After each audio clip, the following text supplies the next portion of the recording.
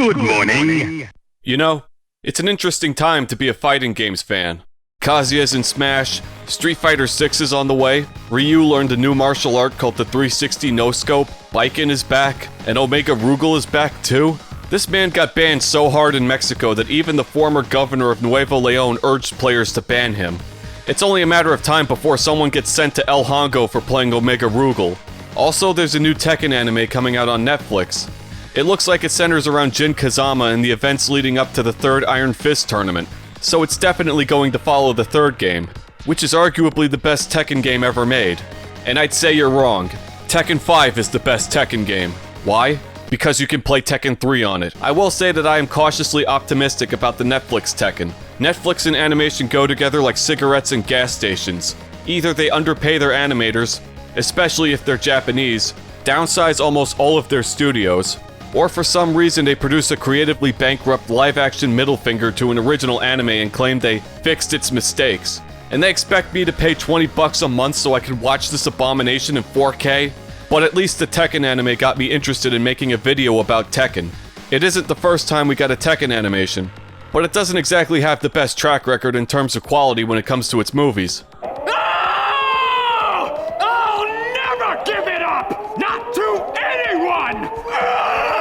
Again, cautiously optimistic.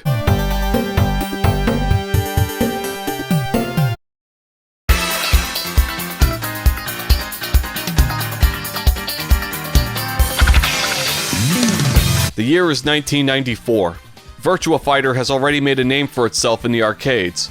It was the first of its kind, a 3D polygonal fighting game that had never been done before, with the sequel on its way later that year. Seiichi Ishii, the designer for Virtua Fighter, as well as a bunch of other developers from Sega, would join Namco to produce another 3D fighting game. It would have tighter controls, a higher frame rate, texture mapping, more colors, more polygons, blackjack and hookers.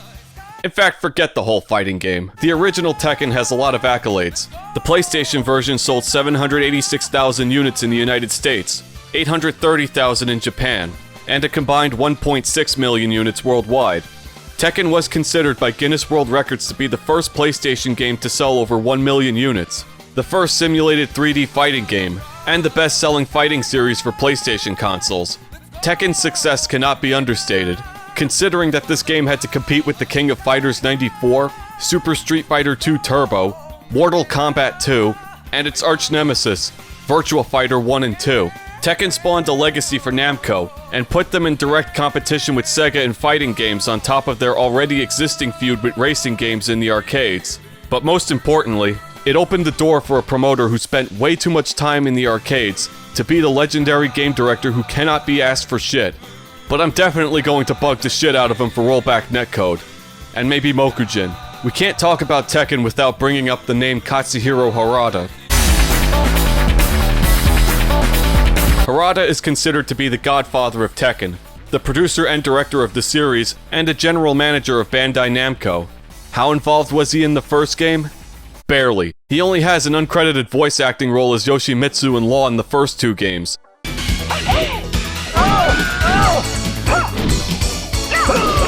As Seiichi Ishii was the director for the first two games with Hajime Nakatani as producer. But before all that, Harada had proved himself to be a valuable asset to Namco. Against his parents' wishes, Harada worked as a promoter for Namco, and the company president was very pleased with his work, which gave him the opportunity he needed to climb the corporate ladder. And the rest was just history.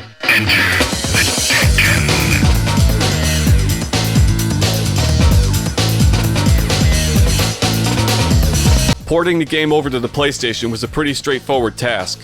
The Namco System 11 arcade hardware, which is what Tekken runs on, is significantly similar to the PlayStation 1 hardware. And for a while, Tekken and a bunch of Namco titles were exclusive only to the PlayStation.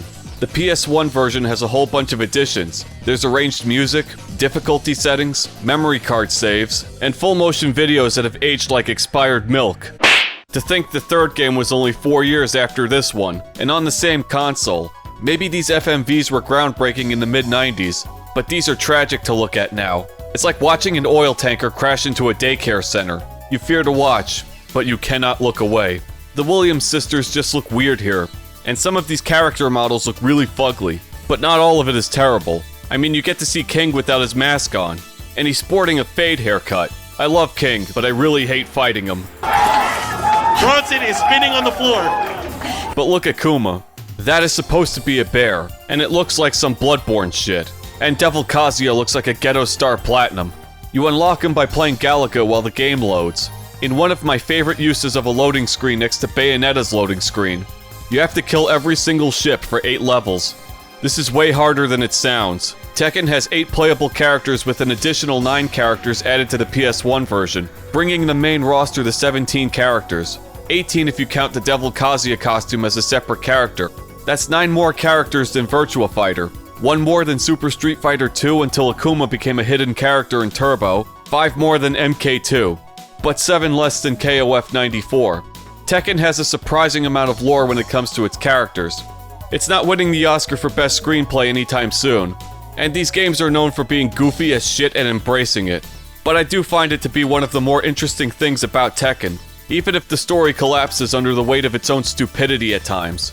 You let him get away. So let's talk about the main 8 characters you start with. And we're not going into tier list territory here. Some dude won Tekken World Tour with the panda. Even Harada was surprised. Panda! Really? You and I know damn well that bear is getting nerfed.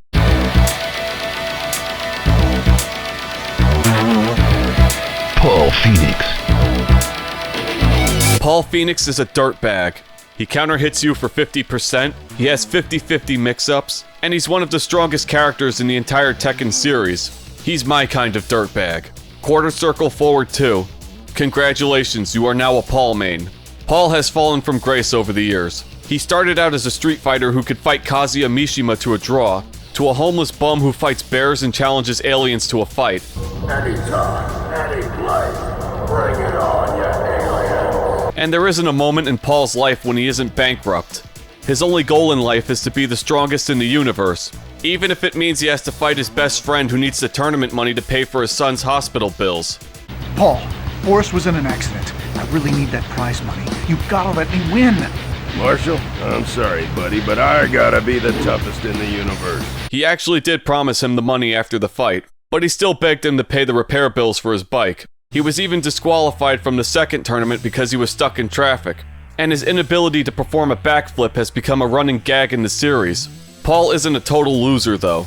He actually won the King of Iron Fist Tournament 3, but he was screwed out of the prize money because his opponent, the ancient Aztec alien fighting god Ogre, transformed into his second form. But Paul had already declared himself the victor, and left assuming Ogre was knocked out. Also look at Kazuya and Paul. Japanese man in white versus blonde American in red karate gi. Haven't seen that before.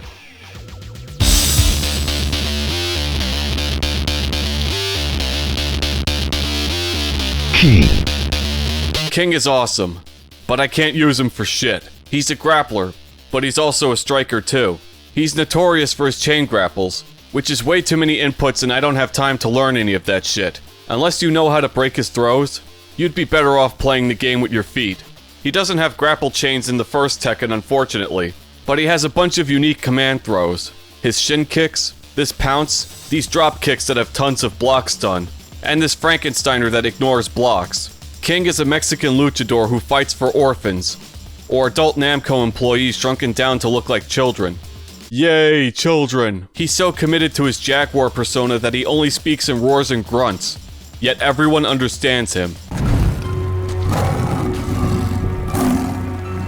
His rival is Armor King, because there's only room for one Jaguar masked luchador in Tekken. Supposedly King blinded Armor King in one eye during their fight, but in the end, they formed a bond through the magic of wrestling. Despite his declining health, Armor King would go on to mentor King's successor after the death of the first King at the hands of Ogre. The King you see in every game after 2 is believed to be an orphan who the original King looked after. Armor King's brother would carry on the Armor King persona after Craig Marduk killed the original in a bar fight. King then formed a bond with Marduk, after almost killing him in the hospital. That's just the magic of wrestling.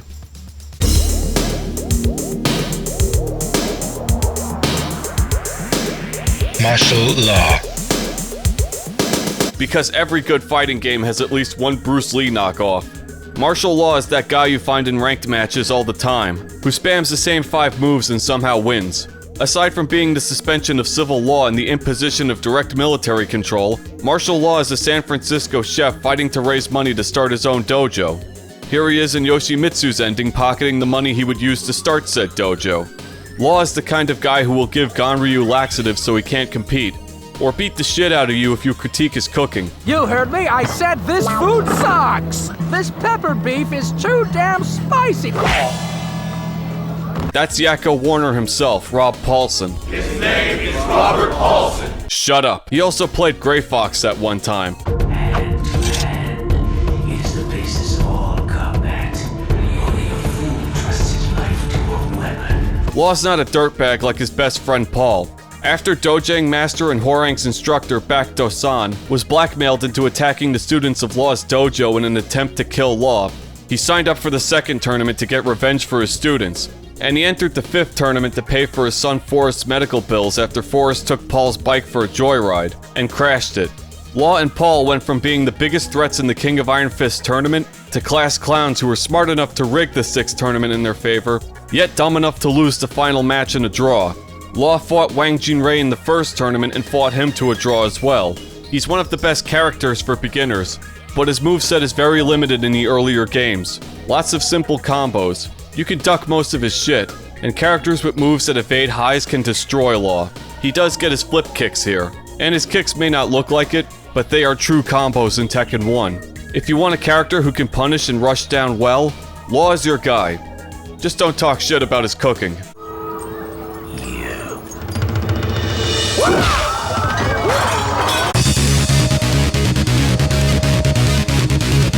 Nina Williams. Nina Williams, Steve Fox's mom, star of the dumpster fire that was Death by Degrees, and a fan of Tom from Tom and Jerry. Her father was an IRA assassin, and her mother was an Aikido champion. Her appearance is similar to that of Sarah Bryant from Virtua Fighter, who was inspired by Sarah Connor from the Terminator series. It's clear that the designer for Virtua Fighter and Tekken, Seiichi Ishii, has a type. Nina's father taught her everything she knows about assassination, while Anna, her younger sister, was ignored by her father for not following the assassin lifestyle. This led to the two sisters competing for attention, and these two are always at each other's throats, ready to kill each other at any second, just like normal sisters. How deep does this hatred go? They do everything from shoe stealing to naked shower pics to slapping each other in a graveyard, and that one time Nina stole Anna's wedding dress and killed her fiancé at her wedding. Yeah, Nina was hired, or kidnapped and forced by an underground organization, the story changes depending on where you look, to assassinate Heihachi Mishima. She failed. She was supposed to kill Kazuya in the second tournament. She failed that too. Maybe she does better in Death by Degrees, but I have no interest in playing that shit. Her mission success rate is actually abysmal. Despite this, Nina is one of the best characters in Tekken story-wise. I can't play her for shit either, but she does have massive block stun with her forward 4. King, Paul, and the Williams sisters all have moves with so much block stun that they can get a free hit on you, and there's not a damn thing you can do about it. She also has chain grapples here. I think this woman has more grapples than King in Tekken 1.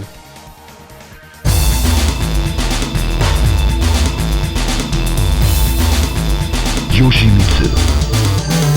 The manual says he's from space and he's a gamer. He's my kind of people. He even appears in the Soul Calibur series, but as a different person in a different timeline. Apparently Yoshimitsu is the name of the sword and not this guy. I don't think anyone knows who this guy really is.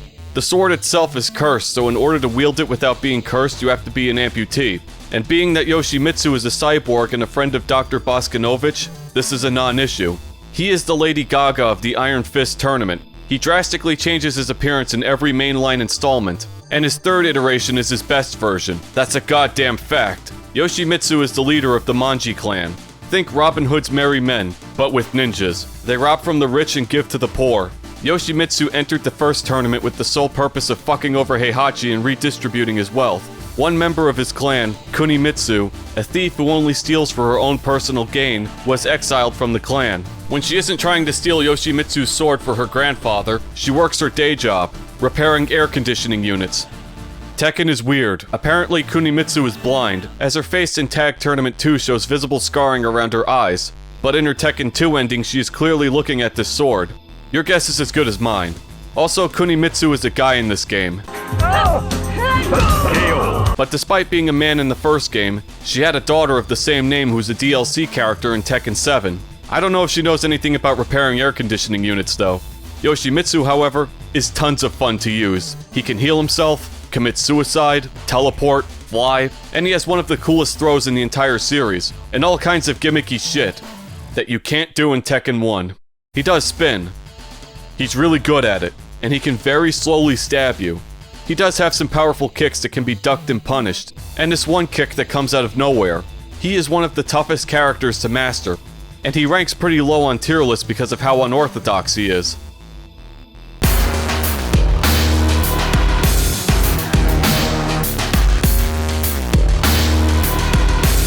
Jack. It should be obvious at this point that the developers love the Terminator more than they love their own families. Jack is an Arnold Schwarzenegger-inspired robot designed by Dr. Boskanovich in the Soviet Union to gather data on fighters in order to create the perfect fighting AI. A commission funded by the Mishima Zaibatsu to kill Kazuya Mishima and prevent his takeover of the Zaibatsu. And for bonus shits and giggles, Heihachi makes Jack fight a prototype version of himself, because Heihachi is an asshole. Jack is a walking hitbox. Moves that shouldn't hit him, hit him. He also missed leg day. Every leg day. Jack is another character who goes through multiple changes, with my favorite version being Gunjack from Tekken 3. I miss you, old buddy. Jack is your big, strong character, but he's not much of a grappler. He has this goofy wind-up punch that could one-shot you if you just stand there and let him charge it. I get a lot of mileage out of his double axe handles, his unique wake-up attacks, his hugs, and punch mix-ups. I might be wrong, but I think all of his punch combos are true combos here. If you get hit by one, you get hit by all of them. He has a lot of weird moves like sit-down punches, he'll actually sit on you, or fall on top of you, and the Bart Simpson air punch. But the biggest advantage of being a Jack robot is the ability to cheat at bowling. Now that the supporting cast is out of the way, now we can talk about oh right, Michelle's in this game. Who the fuck is Michelle? Michelle Chang. So Heihachi sent a man from Hong Kong to search for a mystical pendant in Arizona. The man finds a Native American woman, falls in love with her, and they raise a daughter named Michelle Chang. When Heihachi found out the man flaked on his pendant quest, he sends more men to kill him. Michelle enters the tournament to kill Heihachi and avenge her father. The pendant is somewhat of a crucial plot point in the first 3 games. It was important enough for Heihachi to kill over it, and for Kunimitsu to attempt to steal it in Tekken 1. The last time it's ever brought up again is when it's used to summon Ogre in Tekken 3 after Michelle had already tossed it into a lake. Then it gets completely forgotten as the series goes on. Michelle has an unblockable launcher. She can go behind you and get a free German suplex on you. And her mix-ups are just a pain in the ass to deal with. Second only to Lee's infinite kicks. How the fuck do I approach this? Michelle fights for her homeland along with her adopted daughter, environmentalist / Twitch streamer / substitute pro wrestler Julia Chang. There's actually a lot of wrestling in Tekken, and it's not something exclusive to King or Armor King either. Power bombs, the perfect plex, DDTs, pile drivers, the gorilla press, power slams. The Tekken team really likes wrestling. They really, really like wrestling. And it's always fun to watch Michelle or Julia suplex a 500-pound Jack robot easily. Alright, enough about the Changs. Let's get to the fireworks factory. 戦いとは最後にどちらが立っているかそれだけだ Kazuya Mishima.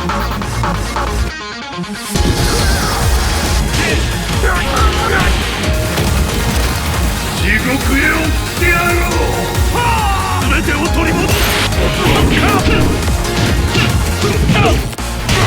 Here he is, our boy, the devil himself, Kazuya Mishima. He is too good in Tekken 1. He is too good in every video game he's ever been in. His level 9 CPU became a meme for fuck's sake.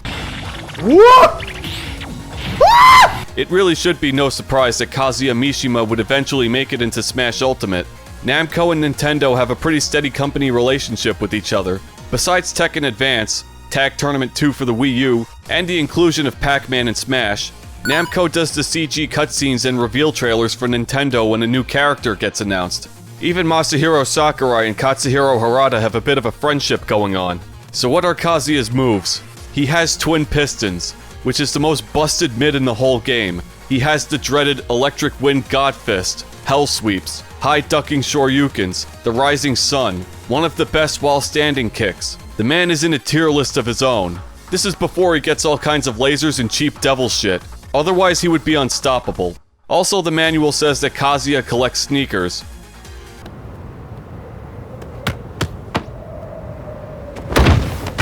Kazuya's had a rough life. His dad, Heihachi, threw him off a cliff when he was a child. Supposedly it was because lions throw their cubs off cliffs, except they actually don't, so they retconned it.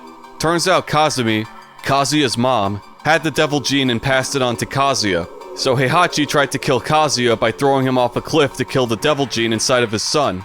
I find the devil gene's strength to be very inconsistent. Keep in mind, Heihachi has no powers or devil bullshit. He's just a regular guy who killed an immortal teenager with a backbreaker and can shatter a tomahawk with his teeth. He killed Kazumi in her devil form by simply snapping her neck, but a small child with the devil gene can survive falling off a cliff? I've seen Kazuya survive a satellite laser beam and his son Jin survive falling from space. Why was it so easy to kill Kazumi, the one who passed the devil gene onto them? Anyway, Kazuya survived the Spartan test and is one in a long list of people who want Heihachi dead. It's like half the people in this tournament are here just to kill Heihachi. Take a number.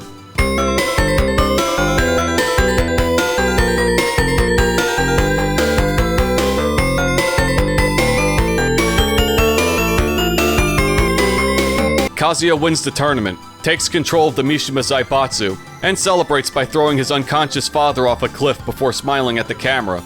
We need to preserve this FMV in a time capsule so future generations can appreciate it. Does Kazuya use the Mishima Zaibatsu's resources to make the world a better place? To right the wrongs of his family?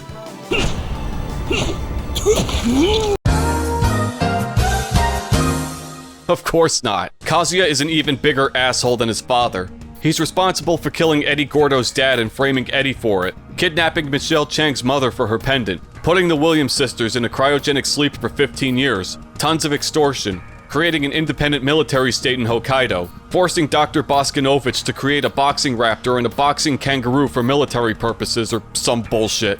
Tekken is weird, and that's just what happens in Tekken 2 alone. The man has more enemies than his father. Kazuya was such a prick in Tekken 2 that Heihachi became the hero. Heihachi won the second tournament, and threw Kazuya into a volcano, and then it's just the Mishima family trying to out-murder each other until they wind up throwing each other out of a space shuttle. This entire family has more daddy issues than the top 1% of OnlyFans users, but I can't discuss Kazuya without bringing up the man himself, Heihachi Mishima.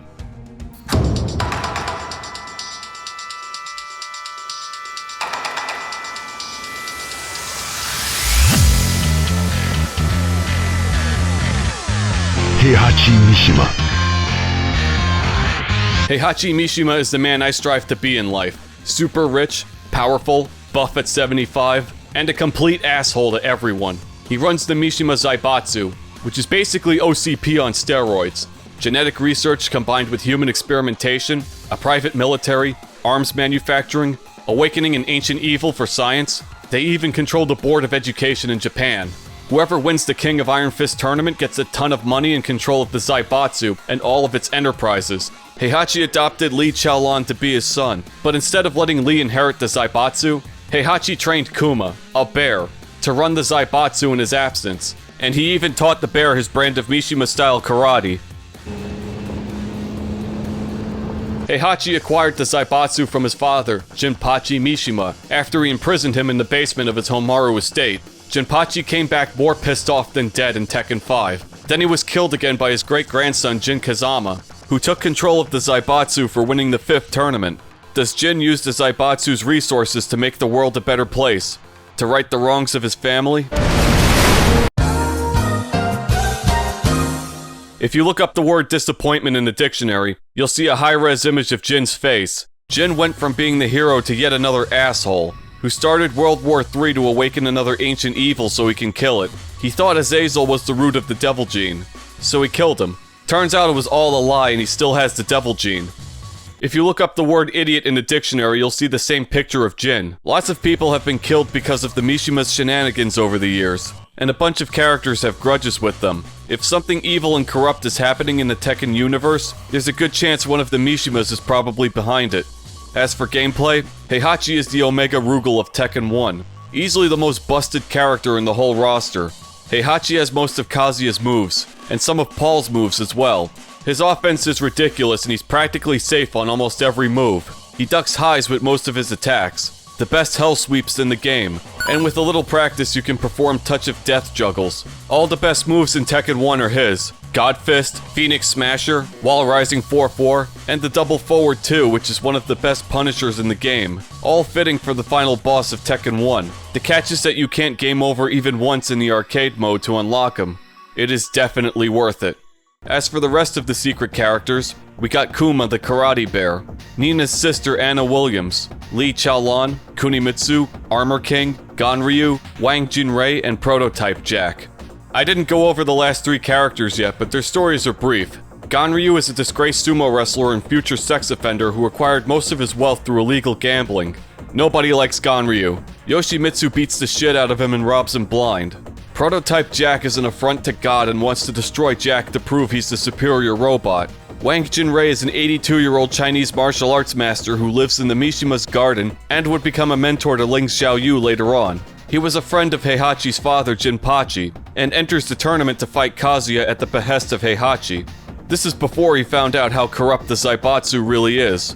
Some of the new fighters have their own moves, but most of their arsenal is stolen from the main 8 characters. Canonically, it makes sense that Lee would have Law's moves because he trained with Law and Paul. Kazuya would have his dad's moves. King and Armor King would share moves. Same with the Williams sisters. Kunimitsu and Yoshimitsu because they were in the same clan. Michelle and Wang because they practiced the same Chinese martial arts.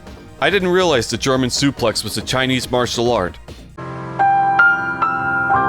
Wang also has Waning Moon, the most busted throw ever invented. A throw that puts you in a stun state. Jack shares moves with his prototype, which makes sense, but also with Kuma and Ganryu, which makes no sense. So instead of getting 9 unique characters, you have these hybrids of each other. It's so weird to see Armor King doing a God Fist and Wang doing Paul's Death Fist. And none of the secret characters have any FMV endings when you beat the arcade mode. Surprisingly enough, everyone's moves are based off real karate and martial arts, like Kyokushin, Bajituan, wrestling. It's still real to me, damn it! Or whatever one lets you snap the other's neck. And there are dedicated people recreating these moves in real life. And if you're a Tekken fan, these animations may seem familiar to you. It's because Namco recycles all these animations for every game, all the way up to Tekken 7. Whether you feel that's neat or incredibly lazy is on you. So how does Tekken 1 feel? Extremely primitive compared to the later games. We've come a very, very long way since the first game. There isn't even a training mode or a full command list here. The manual only gives you a few moves, but each character has way more moves than this. Each character has a 10-hit combo that you had to figure out on your own if you played this in 1994 without a strategy guide. Good fucking luck. There is no sidestepping or walls or breakable stages or rage arts or rage drives or netsu or power crushes or bound moves or corkscrews or tag assists or Tekken Force mode or bowling or volleyball. But we got this changeable camera. Thank God they got rid of this. Every character feels incredibly stiff here, and they kept the moon jumping from Virtua Fighter in here. Just like in real life. Sometimes you'll try to grab someone from behind or out of the air and they'll just flop. If you don't know how to tech after you get knocked down, it could take 1 second to get back up, which usually leads to a free jumping punch, another thing that got lifted from Virtua Fighter. And we haven't even discussed juggling yet.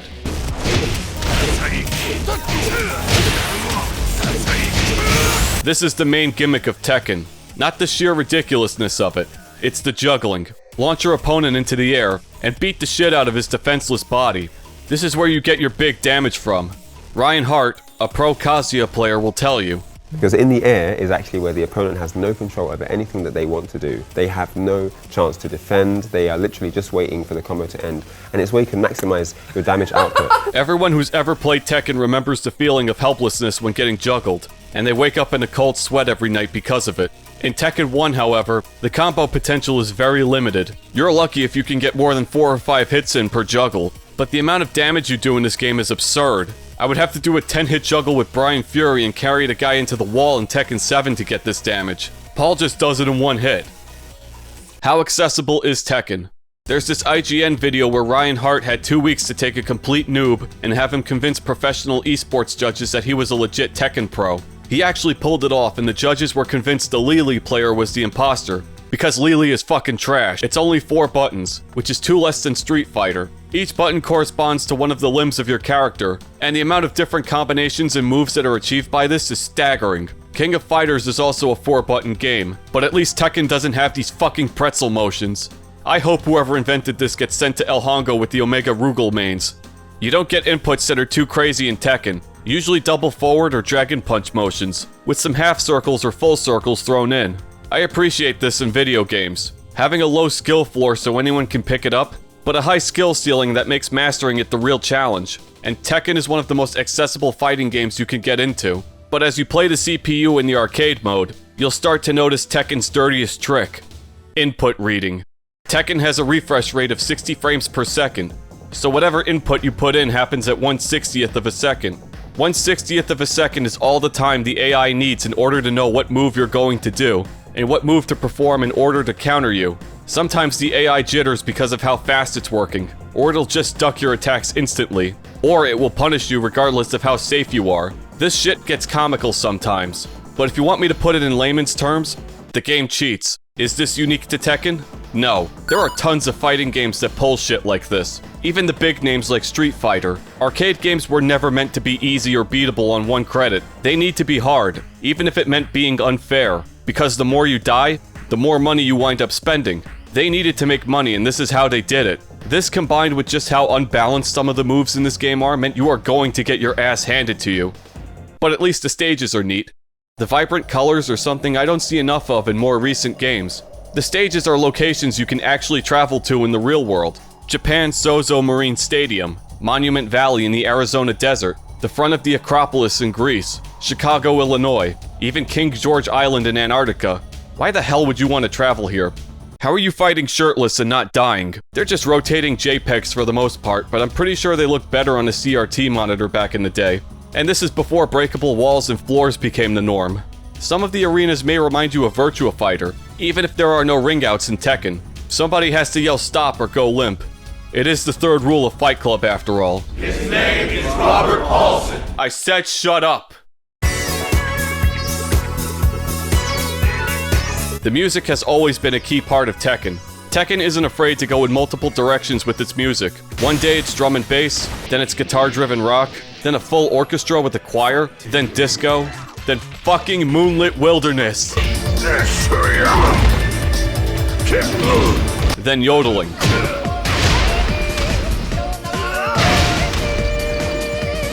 Tekken 1 was composed by Yoshie Arakawa and Yoshie Takiyanagi for the arcade, with Shinji Hosoe, Takayuki Aihara, Nobuyoshi Sano, and Hiroto Sasaki joining in for the PS1 arranged soundtrack.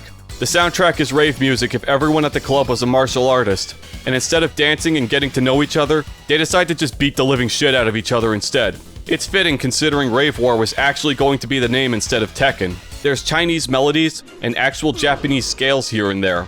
The Venezia stage is a full orchestra, and most of the music has these hard bass lines and industrial drum beats right in your face. It's a very diverse soundtrack for its time, and none of the characters have their own theme music or their own stages. You'll just wind up fighting Heihachi on a floating iceberg and then the tournament's over. I still prefer the soundtrack of 2 over the first one. 2 has Emotionless Passion, which is one of the best songs to ever come out of these games, and the intro to 2 just destroys the original.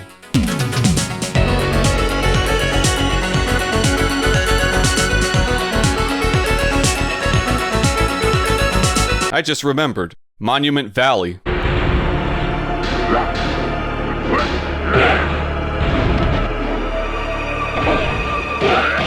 I want to go home. That's pretty much the gist of Tekken 1. It wasn't the most technical fighting game ever made, but if you strip away all the supers, the flashy combos, or systems from any other fighting game, you have the foundation that most fighting games are built upon.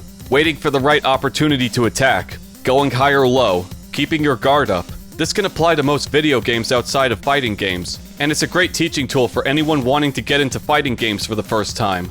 It's as basic as fighting games can get. The block stun can be annoying. Waking up is even worse, even though it hasn't aged very well in a lot of places, and some would argue that Virtua Fighter was the better 3D fighter. Tekken's impact on gaming is something we can all agree on. But the most remarkable thing about Tekken is how far it's come since the first game, or even Virtua Fighter. Tekken 3, which is considered by many to be one of the best fighting games of all time, came out only 4 years after the first Tekken, and it feels like it was decades after the first one. I got Tekken 1 on PSN for $6, and if you have Tekken 5, you own the arcade version already. It's silly, primitive as hell, and there are way better Tekken games that you could play instead of this one, but it's still a crowning moment in fighting game history. Almost makes me want to throw my dad off a cliff. Almost.